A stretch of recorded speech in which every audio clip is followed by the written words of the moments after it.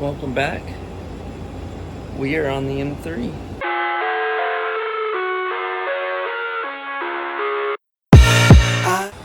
So, we are back on the M3 tonight.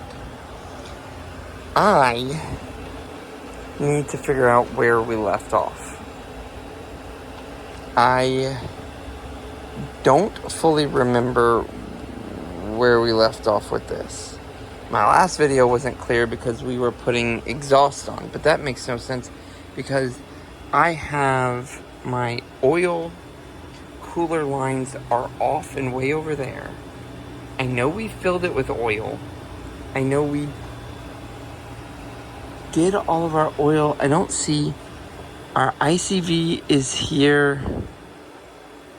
Our fuel filter, fuel lines, they're all done. Our throttle cable is correct. These are all dirty. I think we are working on our throttle cable because see how loose that is? I think we need to tighten that. And we need to obviously put the oil cooler lines back on. I know the cooling system's done. Everything else is very, very dirty. And I believe we are working on the tune. So I think where we were oil cooler lines, but why are the oil cooler lines like way over here? What were we doing with the oil cooler lines?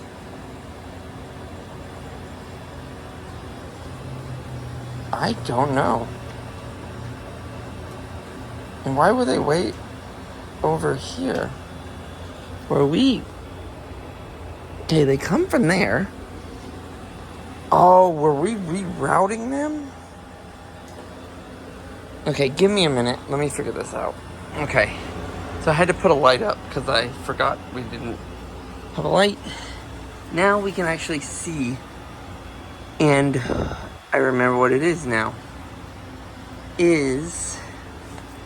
We don't have the room to run it.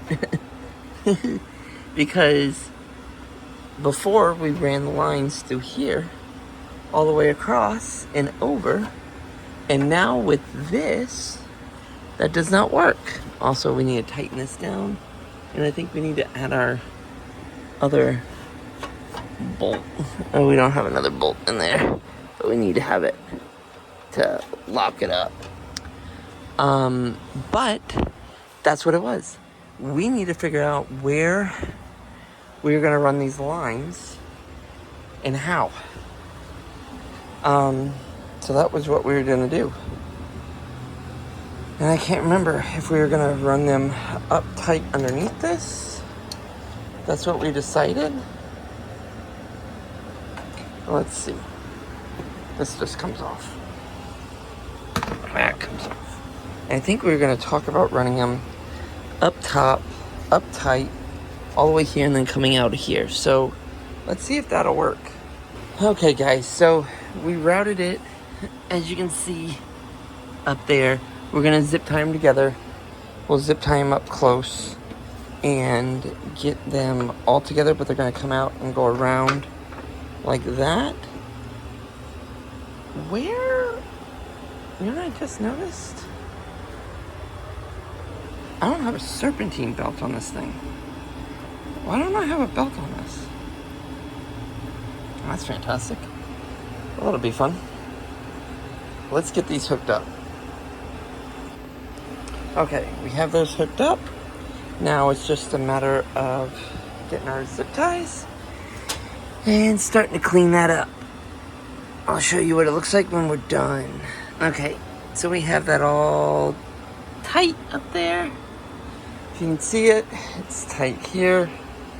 So our next thing that we need to do is, before, when we ran our stock ECU and we were running a chip tune, we swapped signal wires for this plug. But now that we have the Link ECU, we don't have to swap these. These can now swap back to where they were. So we need to swap these two connectors back so that it actually reads the correct throttle position. So let's pop these off, clean these up, and get these reattached. Okay, we have those wires complete. Our next thing I believe we have is our link ECU. We need to load up, I think what we have on this link ECU is a tune that came on it. 4 ITBs for this, but I think the guy had large cams and a few other things, so it won't work with ours, and he had a bunch of sensors, and we need to load up the base map E36 tune so that we can at least start it with that ECU. We can start it with the stock ECU, car starts up, so we know it starts. But we need to get it started with the link ECU. So I have been charging batteries, and that's our good one. We are going to put a battery in. I am going to go get the computer, and we're going to hook the battery up, and then we are going to hook in, power up, and see what we have. So I'll get back with you when we're all set up on the TV. Okay, so we have a janky setup. We have that. That's the longest cord I have for that. We are hooked up. We have power. Yep, our fan's running on our there. This is hooked up. So let's see if we can't get this to come up. We are connected. Online. ECU fault codes. Intake air temperature sensor. Analog temperature 2. Fault code. So we have a few things we need to go through. I need to re-familiarize myself with this and figure out, we got 6 fault codes. So I need to figure out what those fault codes are, and we need to do all our injectors are inactive. Oh, whoops, bumped our cord and we lost connection. Okay, need to remember that. Okay, so what I did was I saved this tune because I think this is the tune that came on the car when I got it. So what I'm gonna do is, there's an E36 ITB tune, Extreme plugin, Extreme. I just need to find the base map. There's an ITB tune, but I don't know if that's the one that came on this. But let's see if we got a base map here for it. If not, I thought I saved one. Extreme plugin, ITB tune. I think that's mine that I saved in here. 7 bar. That's my 95 E36 tune that came on it. Okay. Those are base maps, but... Okay, maybe... Well, let's just try this one.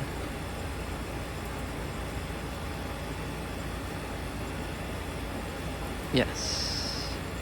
We're going to download. So I'm not going to touch anything. Download things you wish to carry out, store. Yes. It's the first time I'm actually doing tunes. Okay, so we have a same fault codes. Okay. And what are my fault codes? How do I view them?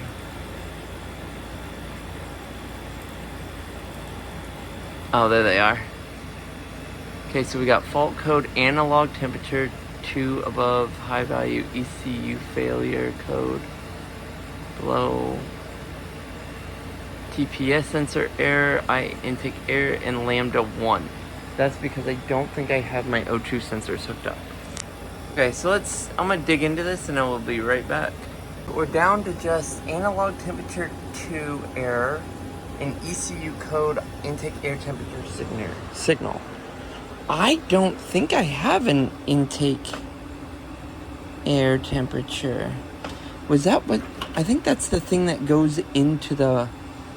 No, that wasn't the intake air temperature. I gotta figure out what those two are. But those are the only two fault codes we have now. We're down to 2. And I have the fuel pump relay pulled. Chandler's sleeping, so I cannot crank this. That'll have to be a tomorrow thing. So for right now, we are done for tonight. We'll have to get back on this tomorrow. But got it down to 2 fault codes, which are minimal fault codes. But if we can get it started with this ECU, then we can start actually figuring out what we're missing here and what we need to do. So we'll be back at it tomorrow. Instant for you guys, but a whole day for me. So we have the new tune loaded. Let's see if this will at least crank over with the basic tune. I don't have a good view of this. Hang on, guys. So there we go. We're all lit up. Dash is lit up. Let's see if this thing will crank.